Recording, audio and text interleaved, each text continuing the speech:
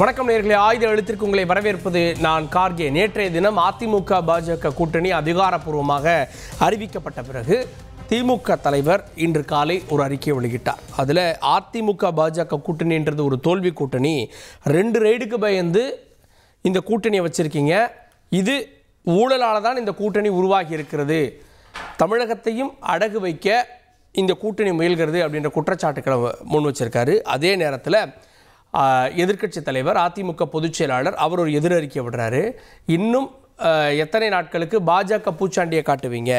4 வருஷமாக இந்த பாஜக பூச்சாண்டியை தான் காட்டுனீங்க, இன்னும் எத்தனை நாள் நீங்கள் ஏமாற்ற முடியும் தமிழக மக்களை அப்படின்னு கேள்வி எழுப்பியிருக்கிறார். அதே நேரத்தில் இந்த மறைமுகமாக பாஜக கூட்டணி, நேரடி கூட்டணி, இந்த கூட்டணி எல்லாம் இருக்கிறப்போ இவர்களெல்லாம் மக்கள் விரட்டி விட்டு எங்களுக்கு வாக்களிப்பார்கள் அப்படின்னு தாவேகா நேற்றைய அந்த கூட்டணியை விமர்சித்திருக்கிறது.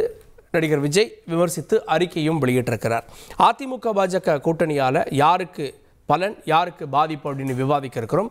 சிறப்பு விருந்தினர்களோடு நம்முடைய அதிமுக முன்னாள் சட்டமன்ற உறுப்பினர் டாக்டர் ஸ்ரீதர் அவர்கள் நிகழ்ச்சிக்கு அவரை வரவேற்கிறேன். திமுக செய்தி தொடர்பாளர் டாக்டர் சஃபி சுலைமான் அவரையும் நிகழ்ச்சிக்கு வரவேற்கிறேன். தொடர்ந்து மூத்த பத்திரிகையாளர் திரு தாமோதரன் பிரகாஷ் அவரையும் நிகழ்ச்சிக்கு வரவேற்கிறேன். மற்றொரு விருந்தினர் இணைய இருக்கிறார். நான் முதல்ல திரு தாமோதரன் பிரகாஷ் அவர்கள்ட்ட இந்த கூட்டணி ஏற்படுத்தி இருக்கக்கூடிய தாக்கம், ஏன்னா அரசியலை கடந்து நேற்று பெரிய அளவில் எதிர்பார்க்கல, டக்குன்னு ஒரே நாளில் ஃபைனல் ஆயிடுச்சு. இந்த கூட்டணி அமைந்ததும் அதனுடைய பின்னணி தாக்கமும் பொலிட்டிக்கலி ஒரு கணக்கு இருக்குல்ல, யார் யாரோட போவாங்க அப்படின்னு, அது எப்படி இருக்கு? பொலிட்டிக்கலாக வந்து யார் யாரோட போகிறாங்க, பாஜகவோட அதிமுக போகும் அப்படின்றது வந்து ஒரு லாங் எக்ஸ்பெக்டட் ரிசல்ட்டு தான் சார். இந்த கூட்டணி அமைஞ்சதுக்கு ஒரு பின்னணி விவகாரம் ஒன்று சொல்கிறாங்க. அது இன்றைக்கி டெய்லி பேப்பர்ஸில் நீங்கள் பார்த்துருப்பீங்க.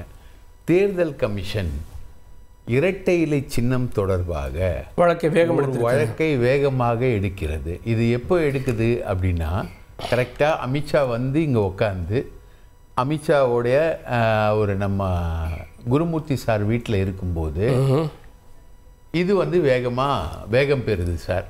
அப்போது வந்து அப்போவுமே இரட்டை இலை விவகாரம் வந்து சில சரத்துக்கள் அடிப்படையில் கட்சி பிரிவினை பிளவுபட்டிருக்கிறதா இல்லையா அப்படின்றத முடிவு பண்ணோம். அதாவது ஒரு கட்சியில் வந்து பிளவு ஏற்பட்டிருந்ததா தேர்தல் கமிஷன் முடிவு பண்ணாதான் இந்த விஷயத்தை தேர்தல் கமிஷன் எடுக்க முடியும். ஸோ அப்போது அதில் சில மூமெண்ட்ஸ் வந்து பெரிய அளவுக்கு வர்றதுனால தான் இந்த கூட்டணியே அமைஞ்சது.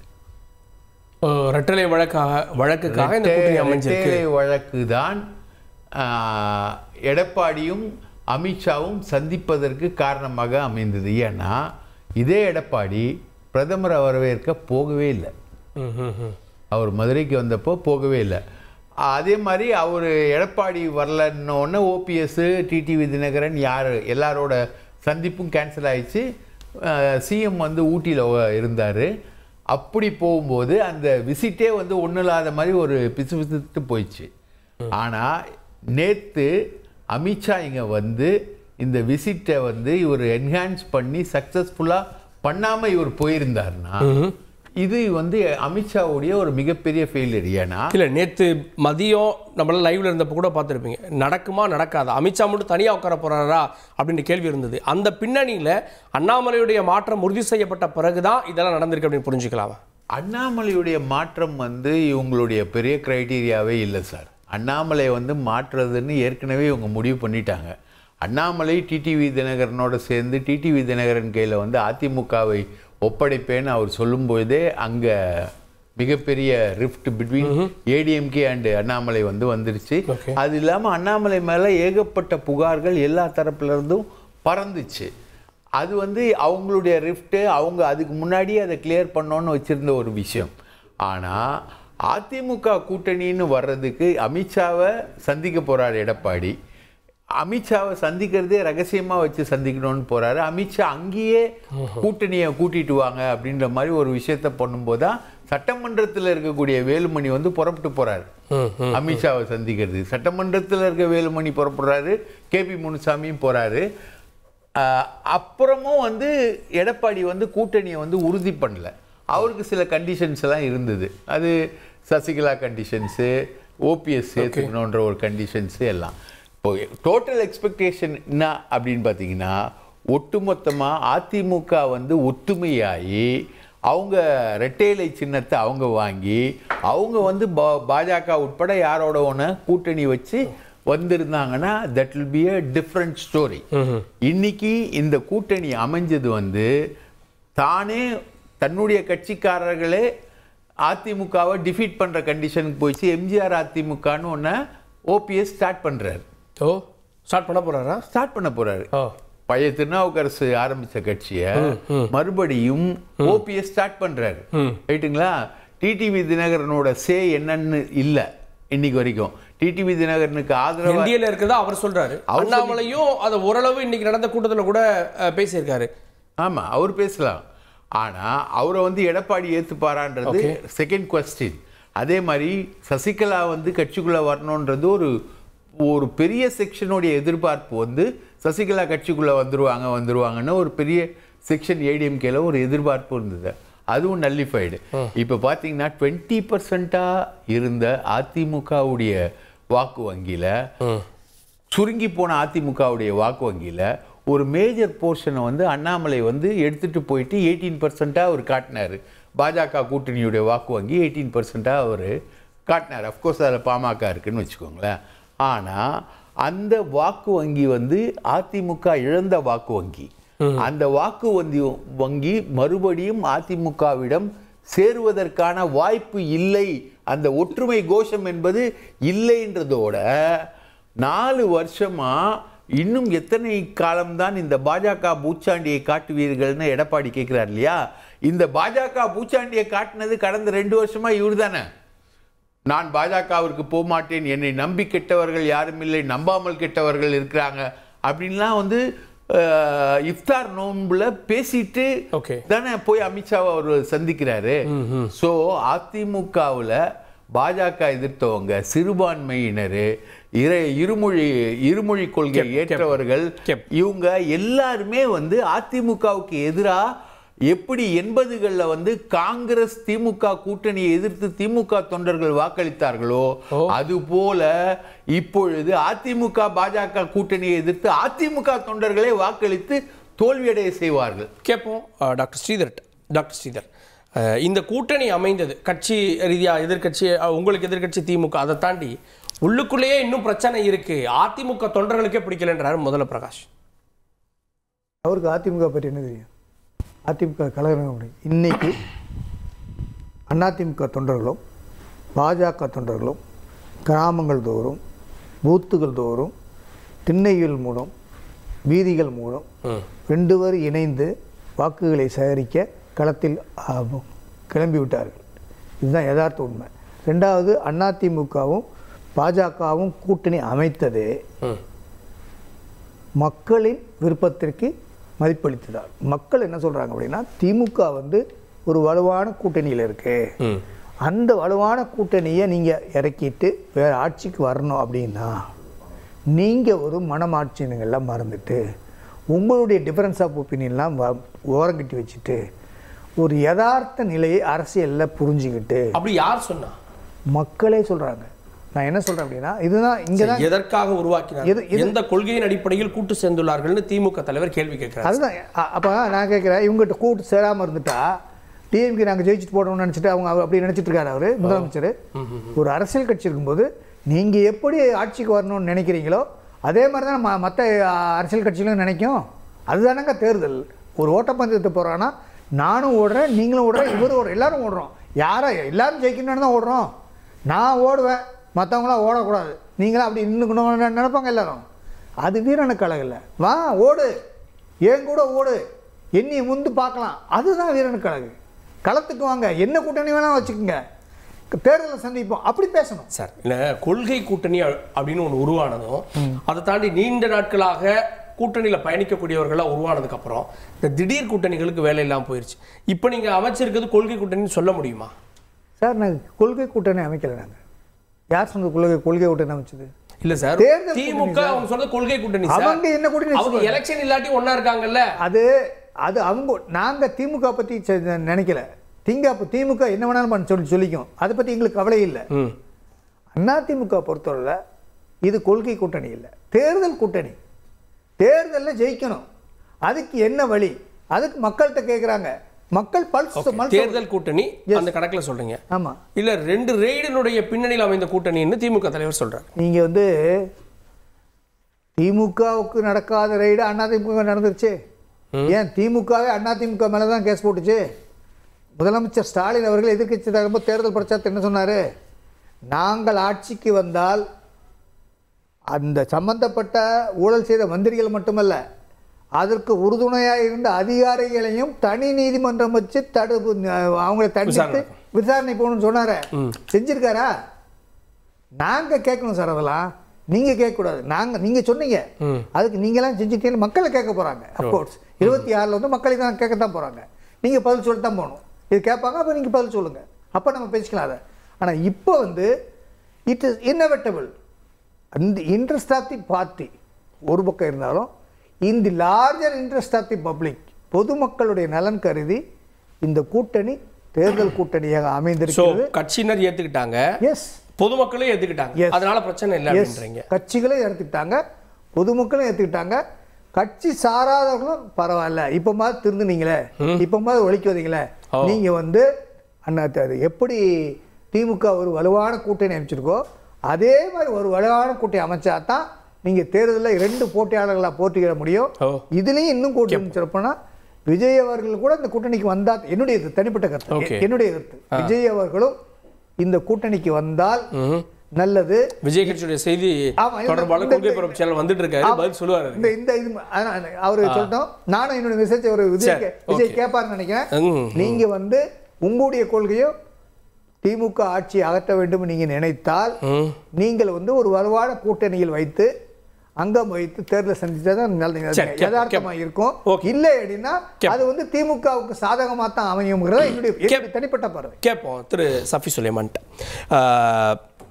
திமுகவுக்கு பிரச்சனை, அது அதிமுகவுக்கு பிரச்சனை இல்லை, பாஜகவுக்கு பிரச்சனை இல்லை, பயம் வந்துருச்சு, அதனால நீங்க புலம்புறீங்க அப்படின்னு எதிர்க்கட்சி தலைவர் முதலமைச்சரை பார்த்து இந்த கேள்வியை கேட்குறேன். எதிர்க்கட்சி தலைவருடைய அந்த நேற்று நடந்த ப்ரெஸ் மீட், அது அமித்ஷா அவர்கள் பண்ணது ப்ரெஸ் மீட் இல்லையா? அப்படி தானே, கார்கே ப்ரெஸ் மீட் தான் சொல்கிறீங்க. அந்த ப்ரெஸ் மீட்டில் எதிர்க்கட்சி தலைவர் எடப்பாடி அவர்கள் எப்படி உட்காந்துருந்தாருன்னு பார்த்தாலே தமிழ்நாட்டு மக்களுக்கு யாருக்கு பயம்னு தெரியும். அமித்ஷா பக்கத்தில் உட்காந்துருந்தாரு சார், எப்படி உட்காந்துருந்தாருன்னு தெரியும் இல்லையா? அதாவது யார் தலைமையில் கூட்டணிங்கிறது அமித்ஷா சொல்கிறாரு, அப்படி தானே? பிரதான எதிர்க்கட்சி தமிழ்நாட்டில் மிக முக்கியமான பங்கு வகிக்கும் ஒரு கட்சி. இன்னும் இதுக்கு மேலே ஒரு படி மேலே சொல்ல போனால் ஆல் இந்தியா ஏடிஎம்கே. அப்போ அனைத்து இந்திய அதிமுகவை நிர்வகிக்கும் ஒருவர், தன்னைத்தானே பொதுச்செயலாளர் என்று சொல்லிக்கொள்ளும் அவர் அமித்ஷா பக்கத்தில் நேற்று எப்படி உட்கார்ந்திருந்தார், அதை பார்த்தாலே தமிழ்நாட்டு மக்களுக்கு யாருக்கு யார் மேல் பயம் என்பது புரிந்துவிடும். சிம்பிள். அதே மாதிரி ஸ்ரீதரனை வந்து எப்போவுமே தெளிவாக பேசுவார். இன்னைக்கு என்னென்னா மக்களுடைய விருப்பம் எதுன்ட்டார் பக்குன்னு. மக்களுடைய விருப்பம் எதுன்னு உண்மையிலே இன்னும் இவங்க அனலைஸே பண்ணல. ஏன்னா மக்களுடைய விருப்பம் இதுவாக இருந்தால் இதே கூட்டணி தான் 2021 நின்றுச்சு.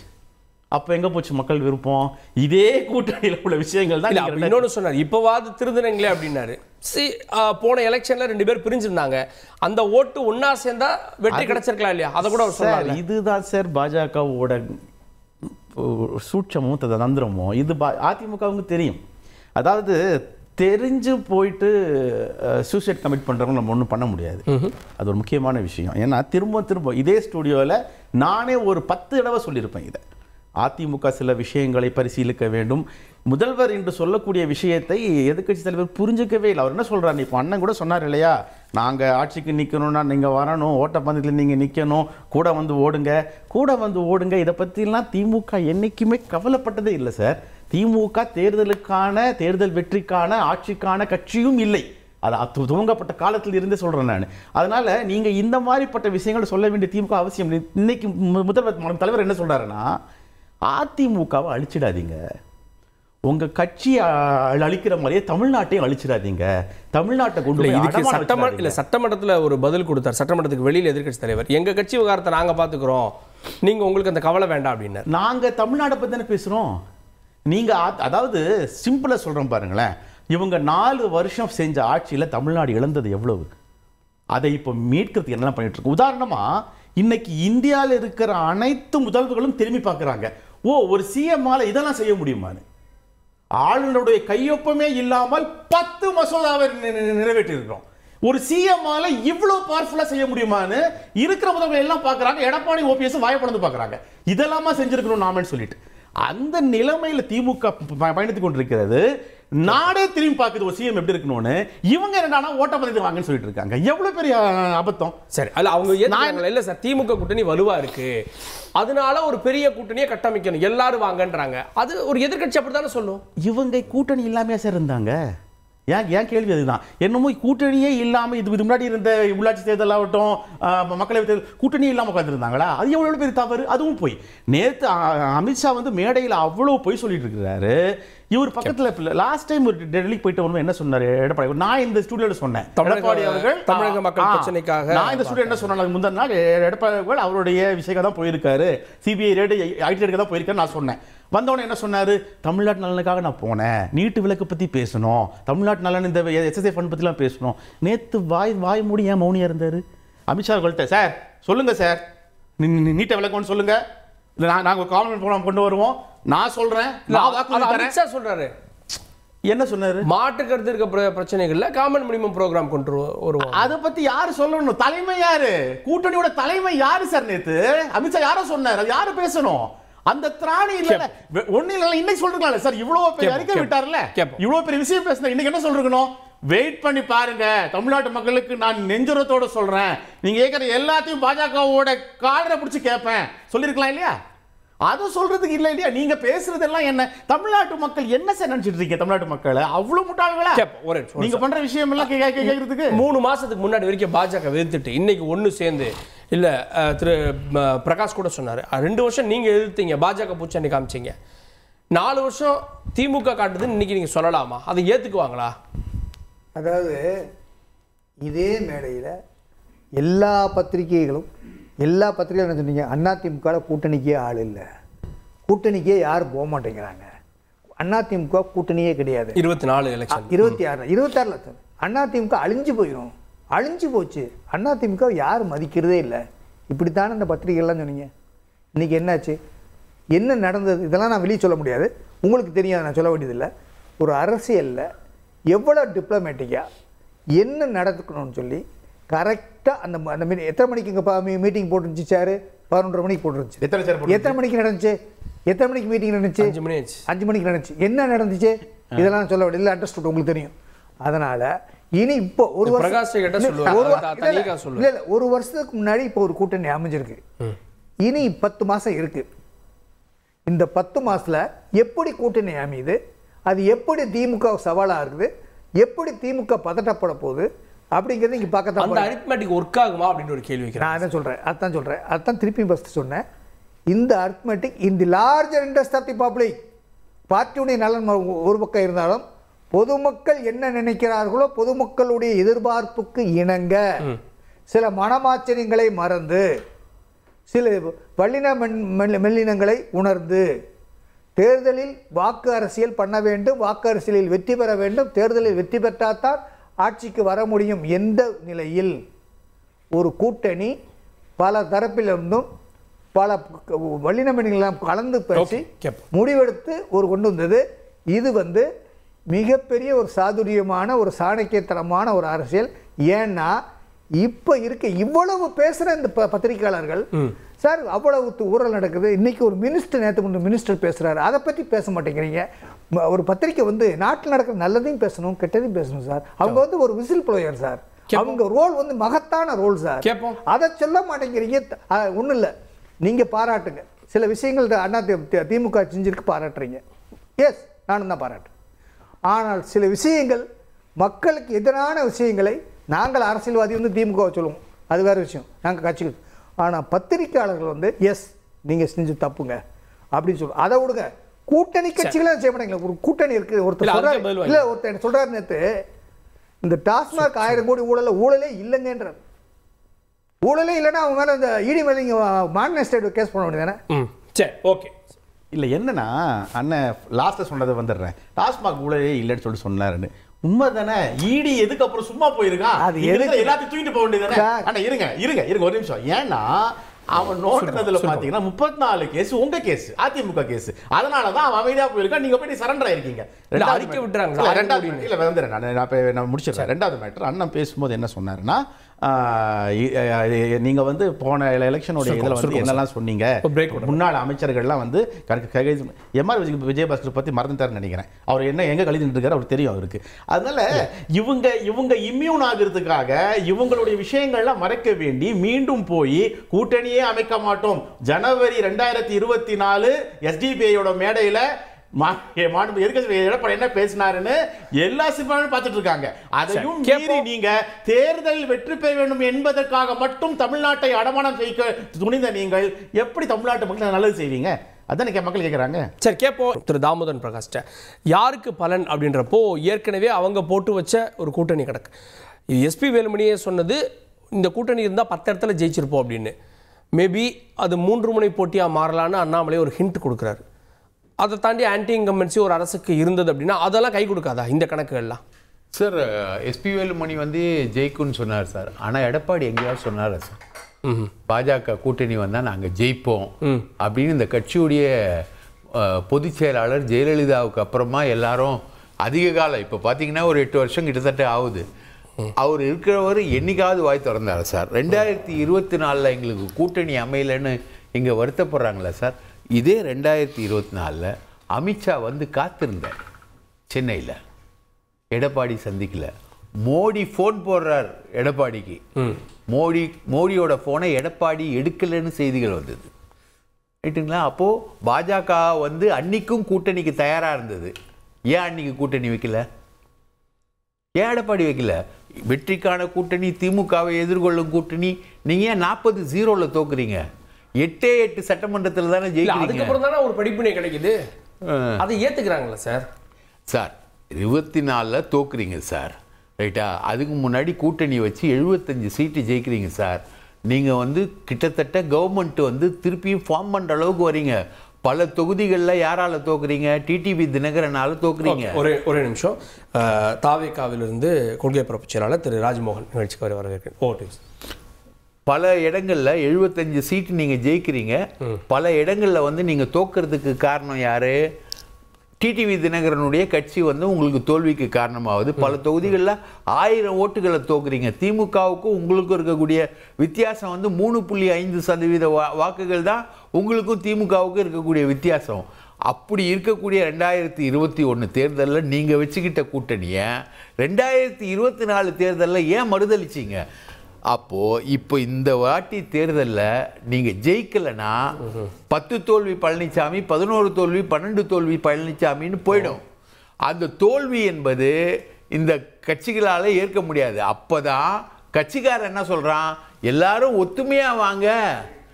போன தடவை நம்ம டிடிவி தினகரனால் பல தொகுதிகளை நம்ம இழந்தோம், முக்குளத்தோர் வாக்கு வந்து நமக்கு வரல, அதை வந்து பாராளுமன்ற தேர்தல் அப்போ வந்து ஹைஜாக் பண்ணி அந்த பாடம் என்ன? முக்குளத்தோர் வாக்குகள் அதிமுகவுக்கு டிரான்ஸ்ஃபர் ஆகல. அதிமுக கட்சிக்காரனே வந்து அதிமுக ஜெயிக்கும்னு நம்பிக்கையில் வாக்களிக்கலை.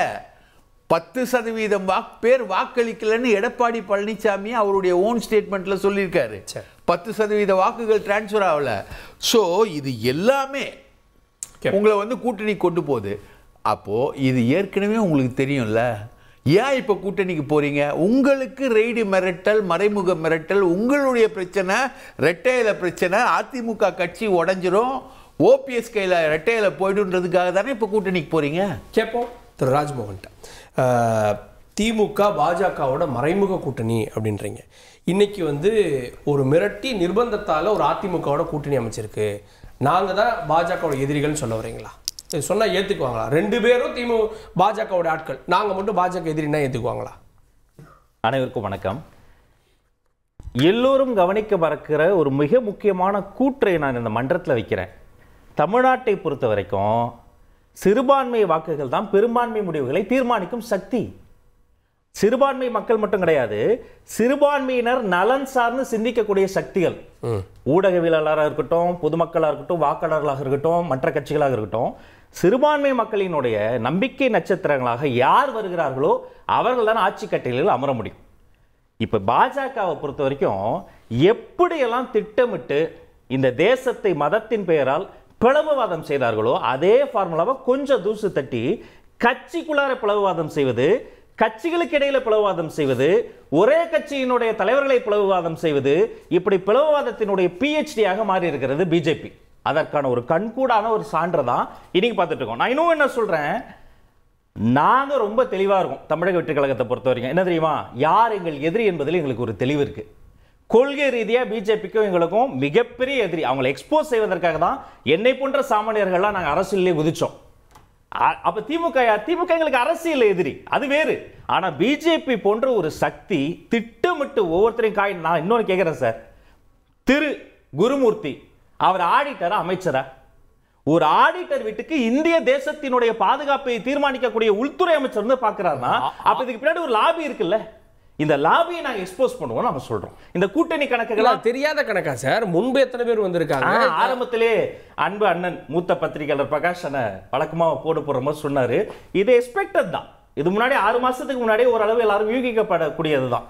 ஆனா நான் என்ன சொல்வேன், எப்படி காய் நகர்த்துறாங்கன்னு இருக்குல்ல, மியூச்சுவலா பேசி வருவது ஒரு வகை, ஆனா நிர்பந்திக்கப்பட்டு வருவது இன்னொரு வகை. நான் இன்னும் தெளிவா சொல்றேனே, மக்கள் மத்தியில, தொண்டர்கள் மத்தியில, இந்த சிறுபான்மை மக்கள் மத்தியில ஒரு எழுச்சியோ ஒரு நம்பிக்கையோ வராம யாராலையுமே ஜெயிக்க முடியாது.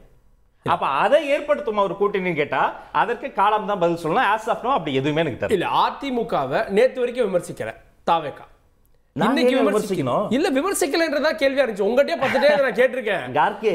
அது உங்களுடைய ஆசையா இருக்கலாம். நான் இன்னும் தெளிவா சொல்றேன் சார். நான் ஏங்க அதிமுக விமர்சனம் நான் தெளிவா சொல்றேன். நீங்க இல்ல தாவேகா விமர்சிக்கல. அப்ப நீங்க அதிமுகவோட சேர போறீங்களா, கூட்டணி சேர போறீங்களா அப்படின்னு கணக்கில் வைக்கப்படுது இல்லையே. இன்னைக்கு அந்த ஆப்ஷன் அடைக்கப்பட்டதால விமர்சிக்கிறீங்களா? ஏங்க நானே பல பேட்டிகள்ல சொல்லியிருக்கேன், அதிமுகவோட கூட்டணியிலே நானே முன்கூட்டியே சொல்லியிருக்கேன், தனிப்பட்ட முறையாகவும் சொல்லியிருக்கிறேன், கட்சி ரீதியா இல்லாம நானே சொல்லியிருக்கேன். ஏன்னா இது முன்கூட்டி எல்லாரும் எக்ஸ்பெக்ட் பண்ணதுதான்.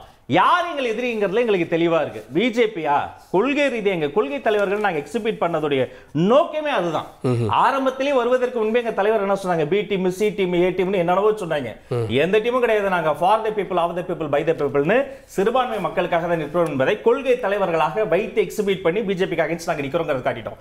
அதே மாதிரி தான் இங்க தமிழ்நாட்டில் யார் ஆட்சியில் இருக்கிறாங்களோ திமுக, அப்ப அவங்க தான் எங்களுடைய அரசியல் எதிரிங்கிறதுல ரொம்ப தெளிவா இருக்கிறோம். மற்றபடி அதிமுக என்பது ஒரு தொண்டர் தொடங்கிய கட்சி, பல தொண்டர்கள் இப்போதும் முதலமைச்சராக ஆகி இருக்கக்கூடிய கட்சி. இன்னைக்கு அவங்க ஒரு கட்சியில் ஒரு கூட்டணி முடிவு எடுத்திருக்காங்கன்னா அது அந்த தொண்டர்களுக்கு பிடிப்பாங்க என்பதை அந்த கட்சி தான் முடிவு எடுக்கணும். நாங்க பிஜேபி திமுக எதிர்ப்புகளை இன்னும் தீவிரப்படுத்துவோம். நாங்க இங்க கட்சி உட்கட்டமைப்பை எப்படி எல்லாம் டெவலப் பண்ணலாம் அத கான்சென்ட்ரேட் பண்ணலாம். கூட்டணில தலைவர் பாத்துக்குவார். 2 மெகா கூட்டணி அமைது சார். அது உங்களுக்கு சார் மெகா கூட்டணி சரி, எந்த திமுக கூட்டணி மெகா கூட்டணி சார்? திமுக கூட்டணி 10 கட்சிகள் இருக்கு. தெளிவா வாங்கிக்கிறேன். எந்த நம்பர்ஸ்ல மெகா கூட்டணியா, நம்பர் ஆஃப் பார்ட்டிஸ்ல மெகா கூட்டணியா, இதுவரைக்கும் வாங்கிய வாக்கு வங்கியில மெகா கூட்டணியா? தொடர் வெற்றிகள்ல திமுக கிட்டத்தட்ட 2019 இருந்து அந்த அலைன்ஸ் இருக்கு. தொடர் வெற்றிகளையும் பெற்றுட்டு இருக்காங்க. அதிமுகவை பொறுத்த வரைக்கும் அதிமுக, பாஜக போனா இன்னும் சில கட்சிகள் 5 கட்சிகள் கூட போக தயாரா இருக்கு. அப்போ தேமுதிக என்ன ஆகும், பாமக என்ன ஆகும், இதெல்லாம் சேர்த்தா அவங்க மெகா கூட்டணி இல்லையா? நிறைய அப்ப தாவேக தனித்து விடப்பட்டாதா? நிறைய கட்சிகள் சேர்ந்த கூட்டணி மட்டும்தான் ஜெயிக்கும்னு இருந்தா டே 1 ஆஃப் எலெக்ஷன் வந்ததுல எலக்ட்ரல் பாலிடிக்ஸ்ல கூட்டணியை நோக்கி எல்லாரும் நகர்ந்திருப்பாங்க. அப்படி அல்ல, நடக்காத ஒன்றை நடத்தி காட்டியதன் பேர் தான் சரித்திரம். இதுவரைக்கும் யாருமே ஜெயிக்க முடியாதாங்க. முதலமைச்சரா இருந்தவரை தூக்கி அகாமடேட் பண்ணி திமுக பேரறிஞர் அண்ணா தென்னாட்டின் பெர்னாட்ஸ் அவர் தலைமையில ஜெயிச்சு காமிச்சாங்க. உள்ள கூட்டணிக்குள்ளார ராஜாஜி உட்கார வச்சார். இதுவரைக்கும் அவரால் நடந்தது இல்லைன்னு சொன்ன போது புரட்சி தலைவர் எம்ஜிஆர் வந்து ஒரு புதிய சரித்திரத்தை ஏற்படுத்தி காட்டினார். அதனால காலம் இருக்கு. நான் இன்னும் சொல்றேன், 10 மாசம் இருக்குன்றீங்களா? 10 மாசம் தான் இருக்குன்றீங்களா? 10 மாசம் இருக்கு. நாங்க தீவிரமா களமாடுறோம். மக்கள் தர தீர்ப்பை தலைவனிங்க எடுத்துக்குவோம். ஓகே, நிர்பந்த கூட்டணி அமைச்சிருக்கு அப்படின்ற பார்வையை தாவேகா முன்வைக்குது. அது அவங்க பார்வை, தாவேகா பார்வையா இருக்கலாம் அல்லது ராஜமோகன் பார்வையா இருக்கலாம். நான் என்ன சொல்றேன், நான் சொல்றதை நீங்க ஏத்துக்க வேண்டாம். நீங்க களத்தில் வைக்கலுங்க. அதான் எல்லா ஊடகங்களையும் சொல்றது, எல்லா டிபேட்லையும் சொல்றது. மக்களுடைய என்ன reflection of the common public என்ன சொல்றாங்க அப்படின்னா, நேச்சுரல் அலையன்ஸ் அமித்ஷா சொல்றாரு நேத்து. அதாவது என்ன சொல்றேன்னா, அந்த நான் பொலிட்டிக்கல் அலையன்ஸ்க்கே நான் போகவே இல்லை. I am not talking about political alliance. நம்பரையும் கேட்டேன் சார். நீங்க சொல்ல வரது என்ன சொல்றேன் அப்படின்னா, இன்னைக்கு தேவை வந்து ஒரு ஆல்டர்னேட் திமுக ஆட்சியுடைய மக்கள் விரோத ஆட்சியை திமுகவை நீங்க இறக்கணும் அப்படின்னு நினைச்சீங்கன்னா சாதாரண சாமானியனுக்கு தெரியுது. ஏப்பா அவங்ககிட்ட ஸ்ட்ராங்கான கூட்டணி இருக்கு. அவங்க என்ன தப்பு பண்ணாலும் அவங்க கூட்டணி கட்சியை கேட்க மாட்டேங்கிறாங்க. நாங்க சஃபர் ஆகிறோம். எவ்வளவு வரி கட்டுறோம், எத்தனை வரி கட்டுறோம். வீட்டு வரி என்ன, தண்ணி வரி என்ன, சொத்து வரி என்ன, பால் வரி என்ன, எத்தனை வரி கட்டுறோம். நாங்கள் அவதிப்படுறோம்பா. எங்களுக்கு வந்து நாங்கள் அவங்கள என்னென்னமோ சொன்னாங்க, நாங்கள் நம்பினோம், நாங்கள் இப்போ ஏமாந்துட்டோம். இப்போ எங்களுக்கான நேரம் வருது. எங்களுக்கான நேரம் வந்து தேர்தல் தான் எங்கள் வேலையை சாய்ச்சி. அதனால நீங்க ஏன் சண்டை போட்டு கிடக்குறீங்க? எல்லாம் ஒன்றா சேருங்கய்யா. அப்போ ஒரு பெரிய கூட்டணி தான் பாஜக அதிமுகவுடைய இலக்கு. ஈக்குவல் மோர் தேன் டிஎம்கே அலையன்ஸை விட ஒரு பெருவாரியான நாங்க தொடர்ந்து தோக்கடிச்சிருக்க தோல்வி கூட்டணி தானே இதுன்னு திமுக சொல்லுது சார். அவங்க அப்படித்தான் சார் சொல்லுவாங்க. இது வலுவான கூட்டணி சொல்லுவாங்க சார். 19 தோக்கடிச்சிட்டு இருக்காங்க சார். சார் நான் ஒன்று சொல்றேன், எங்களுக்கு நீங்க அதை ஏத்துக்க மாட்டீங்க. நான் ஒரு அதிமுகவில் ஒரு 40 வருஷமா பயணிச்சிருந்தான்னு சொல்றேன். அதிமுக தோக்குது அப்படின்னா அதிமுக காரன் தான் சார் தோக்கடிக்க முடியும். அதிமுகவை இந்த தெரிஞ்சுக்குங்க. இதை இல்ல அதைத்தான் பிரகாஷ் சொன்னாரு. அதிமுக காரங்க தான் தினகரன் பின்னாடி ஓபிஎஸ் பின்னாடியும் போய் தோக்கடிச்சாங்க. என்ன சொல்றேன் அப்படின்னா, சில மந்திரிகள் இன்னும் ஓப்பனா கூட சொல்றேன், சில அதிமுக மந்திரிகள் தோத்தாங்க, சில அதிமுக மாவட்ட செயலர் தோத்தாங்கன்னா எதுக்கு தெரியுமா? அவங்க மந்திரியில் இருக்கும்போது அதிமுக தொண்டர்களை அவங்க சரியாக கவனிக்கவில்லை, உதாசீனப்படுத்தினால தான் நான் மாப்பிள்ளை இப்படியே இருக்க கூடி நான் தோக்கடிக்கிறேன் பாருன்னு சொல்லித்தான் தோக்கடிப்பாங்க. இதை மறைவெல்லாம் கிடையாது. இதையெல்லாம் புரிஞ்சு இதெல்லாம் தெரிஞ்சு இந்த மக்கள் சொன்ன கருத்தெல்லாம் கேட்டுட்டு இனிமேல் நம்ம இந்த மாதிரி வேலையில பண்ணுவோம். இன்னும் சொல்றேன், அவங்க ஆட்சிக்கு வந்தாலும், இன்னும் சொல்றேன், இந்த ஊடகத்தின் மூலமா சொல்றேன், இனி அதிமுக ஆட்சிக்கு வந்தாலும் இந்த மாவட்ட செயலாளர்களோ மந்திரிகளோ வந்துட்டு இந்த கட்சிக்காரர்களை இழிவுபடுத்துறதோ இன்னும் இசனப்படுத்துனாங்களோ மீண்டும் அந்த கட்சிகள் சொல்றேன். ஏன்னா இது வந்து ஒரு குடும்பமான கட்சி, சின்னவங்க கூட நாளைக்கு மந்திரி ஆயிடலாம். அதனால நீ இன்னைக்கு மந்திரி, நீ நேற்று ஆட்டோ ஓட்டிட்டு தானே இருந்த, ஏன் கூட தான் ஆட்டோ ஓட்டிட்டு இருந்த, இன்னைக்கு நீ மாவட்ட செயலாளர் இல்லை, இன்னைக்கு வந்து நீ கண்டுக்க மாட்டேங்கிற, நான் உன்னை போட்டு பார்க்கறேன்டா எலெக்ஷனை கொடுப்பேன். ஆக இப்ப என்ன சொல்றாங்க அப்படின்னா, நீங்க எல்லாம் ஒண்ணு சேர்ந்து ஒரு கூட்டணி வைங்கப்பா, இல்லைன்னா டிஎம்கே தோக்க முடியாது. இந்த உங்க ராஜ்மோகன் அவர்கள் சொல்றதுன்னா, நீங்க கட்சி ஆரம்பிச்சிருக்கீங்க, உங்களுக்கு நான் அப்பீல் சொல்றேன், நீங்களும் சேர்ந்து தாவேக்காவும் சேர்ந்து அதிமுகவோடு கூட்டணி இருந்தா தான் திமுகவை ஆட்சியிலிருந்து இறக்க முடியும். இந்த யதார்த்தத்தை புரிஞ்சுக்குங்க. உங்களுடைய தலைவர் திரு விஜய் மெகா கூட்டணி அமைச்சா தாவேக்காவும் வந்தா நல்லதுன்றார். பேட்டியை பாக்குறோமோ நீங்க வந்து எலக்ட்ரல் அலையன்ஸ்ங்கிறது வேற, ராஜ்மோகன் கொண்டு போவார். நீங்க சொல்ற கரெக்ட் ராஜ்மோகன் அப்படிங்க. ஆனா எலெக்ஷன் வரும்போது வல்லின மென்களை பார்த்து நீங்க அகாமடேட் பண்ணீங்கன்னா சரி பதில் மட்டும் வாங்கிரோம். உங்க டேக் ஆஃப் நல்லா இருக்கும், உங்க தொண்டர் நல்லா இருக்கும், இந்த தமிழ்நாட்டுக்கு நல்லா இருக்கும். ஸ்டார்டா சொல்லிறேன். மேனாள் சட்டமன்ற உறுப்பினர் மதிப்புக்குரிய அண்ணன் சொன்னதுல +1 அவர் திமுகவுடைய பிரச்சனைகள்லாம் ஆன்டி இன்குபென்ஸ்லாம் எக்ஸ்போஸ் பண்ணும் அப்படின்னாரு. அவர் நிற்கிற இடத்துல ஒரு கூட்டணி லீடர் இருக்காங்கல்ல, அந்த பிஜேபின்னு சேர்த்து எக்ஸ்போஸ் பண்ணுறதுக்கான வேலையை தான் நாங்கள் செஞ்சுக்கிட்டு இருக்கோம். அதுதான் இதற்கான பதில். ஓகே. திரு சஃபி சுலைமான், பாஜக பூச்சாண்டி எவ்வளோ நாளைக்கு காட்டுவீங்க, இனி பலிக்காது அப்படின்னு அதிமுக சொல்லுது. அதாவது ஒரு முன்னாள் முதல்வராக இருந்தவர் இப்போ எதிர்க்கட்சி தலைவராக இருக்கார். இந்த பூச்சாண்டி இந்த விஷயங்கள்லாம் வந்து அவருக்கு நல்லா தெரியும். அவரை விட தமிழ்நாட்டு மக்களுக்கு நல்லா தெரியும் யார் உண்மையிலேயே பூச்சாண்டி, யாரை வந்து பூச்சாண்டி மாதிரி காட்டுறாங்க. இந்த விஷயங்கள்லாம் உங்களுக்கு தெரியும்.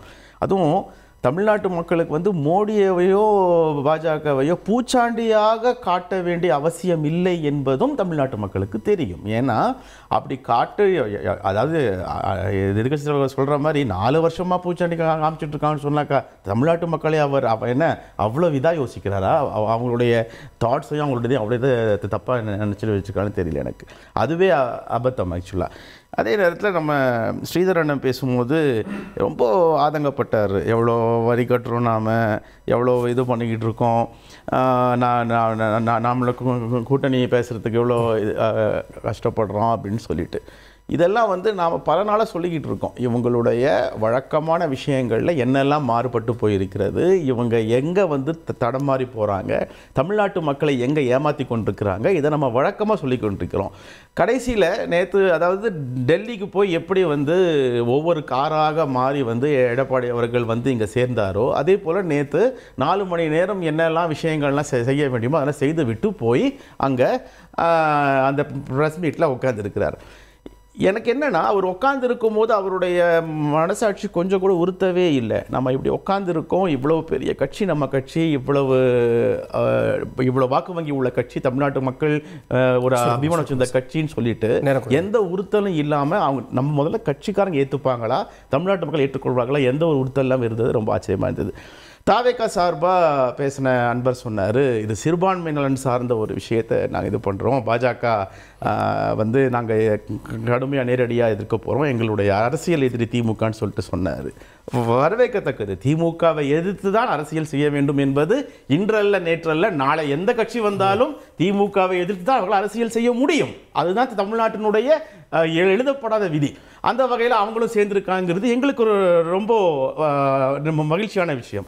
அதே நேரத்தில் ஸ்ரீதர் அண்ணன் வந்து அவராகவே கூப்பிடுறாரு, நீங்கள் எங்களுக்கு வாங்க, எங்கிட்ட வாங்கன்னு. கொள்கை எதிரியாக நாங்கள் இருக்கிறோம் பாஜகலாம் அப்படி சொல்கிறாரு, ஆனாலும் நீங்கள் வந்துடுங்கிறாரு. கொள்கை எதிரியாக தனிப்பட்ட விருப்பம் என்ன விருப்பம்னு தெரியும். ஸ்ரீதர் அண்ணன் வந்து ஓப்பனாக கமிட் பண்ணும்போது எந்த விருப்பம், யாரோட விருப்பம், எந்த விருப்பம் மூலமாக பேசுகிறாருன்னு தெரியும். அப்போ ஒரு கொள்கை எதிரியாக பாஜகவை இது பண்ணக்கூடிய கட்சியை வந்து இந்த மாதிரி நீங்கள் வாங்கன்னு சொல்லிட்டு காத்திருக்க வேண்டிய அவசியம் அதிமுக இருக்கிறது என்பதும் நம்ம சிந்திக்க வேண்டிய. கொள்கை எதிரியோட பொது எதிரி அவங்க திமுக சித்தரிக்கிறாங்கல்ல, அரசியல் எதிரின்னு சொல்றாங்க.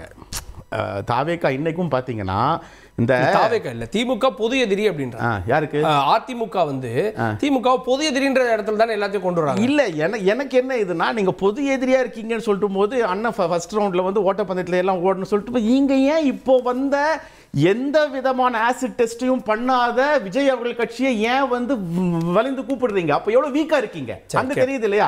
அதே மாதிரி தாவாக்காவுடைய ஒரு சின்ன விஷயத்தை சொல்லி முடிச்சுக்கிறேன். அவங்க வந்து எந்த ஒரு விஷயமும் இல்லாம எப்படி இந்த அவருடைய படத்துல வந்து சின்ன பகவதி பெரிய பகவதின்னு சொன்ன மாதிரி பெரிய அடிமை அதிமுக கூட சின்ன அடிமை இவங்க போற மாதிரி இவங்களோட விஷயத்தை இவங்க ட்ரை பண்ணிட்டு இருக்காங்க தான் நான் சொல்ல முடியும். காரணம் என்னன்னா, பாஜகவை பற்றியோ மோடியை பற்றியோ எந்த விதமான நேரடியான விமர்சனத்தை செய்யாத விஜய் அவர்கள் மேடையில் மோடி அவர்கள் பேசும்போது கூட கையை மேலே தூக்கி மோடிஜி பார்த்து செய்யுங்க ஜின்னு சொல்ற அளவு தான் மோடி அவர்களே அப்படின்னு தான் சொன்னாங்க. அப்படிலாம் சொல்லலை. நாங்கள் திரும்ப உட்காந்து பாருங்க எப்படி சொன்னாருங்கிறது. கையை மேலே தூக்கி கும்பிடு போட்டு மோடிஜி சொல்லிட்டு கெஞ்சன மாதிரி பேசுனதை தமிழ்நாட்டு மக்கள் பார்த்து கொண்டிருக்காங்க. அப்ப இவர்களுடைய அப்ப இவர்கள் கெஞ்சக்கூடிய நிலைமையில தான் பாஜகவிடம் இன்றும் இருக்கிறார்கள் என்பது மக்களுக்கு நல்லா தெரியும் இல்லையா?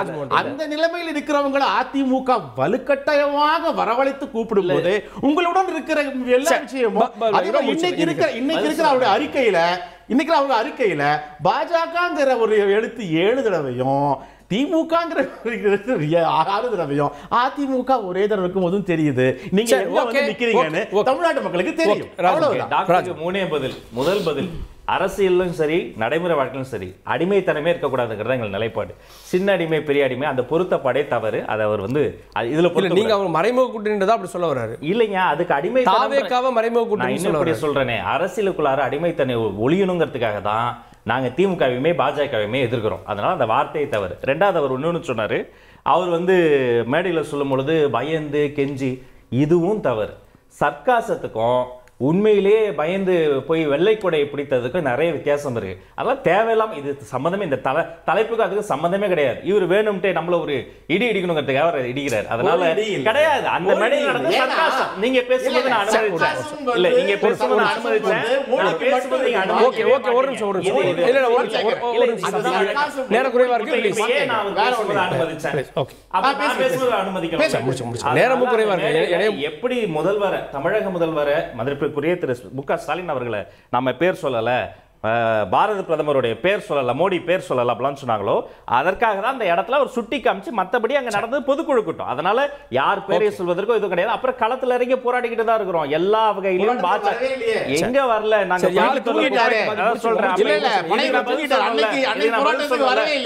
பரந்தூர் விமான நிலையத்துக்கு எதிராக நாங்க போராடின போது எல்லாரும் என்ன நீங்க சம்மர் வெகேஷன் போயிட்டீங்களா? இதுக்கு நான் லிஸ்ட் சொல்லணுமா இல்லைங்க? நான் பதில் சொல்லணுமா? இதே பரந்தூர் விமான நிலையத்துல பிஜேபி ஒரு நிலைப்பாடு எடுத்திருக்கல, மீது எல்லாத்துலயும் மண் சார்ந்து மொழி சார்ந்து பேசுகிற திமுக ஏன் அப்படியே பிளேட்டை கொட்ட மாதிரி அந்த பக்கம் போச்சு? போராட்டம் இததான் சுட்டி காட்டும். சுருக்கமா தான் சார். இவங்க வந்து எங்கேயோ இருக்கிற பிஜேபி வந்து டெல்லிக்கு போய் 4 காரில் சந்திச்சு அவங்க இங்கே வந்து சந்திச்சு ரெட்டையில கேஸை மூவ் பண்ணி கூட்டணிலாம் வைக்கிறாங்க.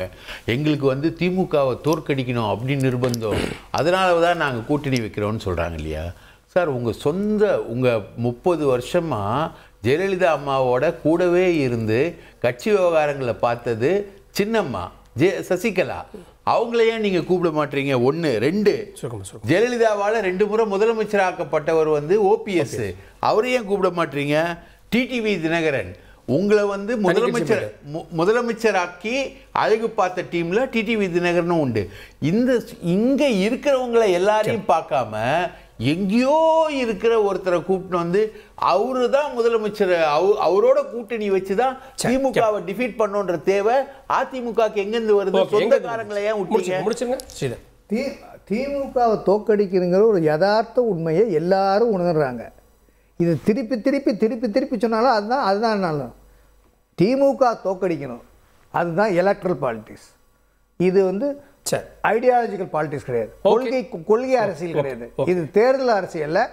யாரை தோக்கடிக்கணும், அதுக்கு என்ன வியூகம், அதுக்கு என்ன வழி, அது என்ன சாத்தியம், அதைத்தான் செய்து அதுதான் தேர்தல். மீண்டும் மீண்டும் சந்தர்ப்பவாதம் மட்டுமே தன்னுடைய கொள்கையாக வைத்துக் கொண்டிருக்கும் தற்போதைய அமித்ஷா திமுகவிற்கு நாங்கள் சொல்லும் எந்த விஷயமே புரியாது. காரணம், அதிமுக மட்டுமல்ல தமிழ்நாட்டையும் சேர்த்து அடமானம் வைக்க நினைக்கும் இவர்களுக்கு தமிழ்நாட்டு மக்கள் பாடம் போட்டுவார். பாஜக அதிமுக கூட்டணியால அதிமுகக்கு வரக்கூடிய பலனை விட மற்றவர்களுக்கு வரக்கூடிய பலனை விட பாஜக வேண்டுமானால் கொஞ்சம் பலன் அதிகமாக வரலாம். ஆனால் பாதிப்பு ஒட்டுமொத்த ஜனநாயகத்துக்கே எதிரான ஒரு பாதிப்பு, சிறுபான்மை மக்களுக்கே பெரிய. பொறுத்திருந்து பார்க்கலாம் பலன் யாருக்கு, பாதிப்பு யாருக்கு அப்படின்றத விவாதத்தில் இந்த சிறப்பு விருந்தினர்களுக்கு நன்றி. பார்த்தவங்களுக்கும் நன்றி. நேயர்களே, தொடர்ந்து இணைந்தீர்கள் தந்தி தொலைக்காட்சியுடன்.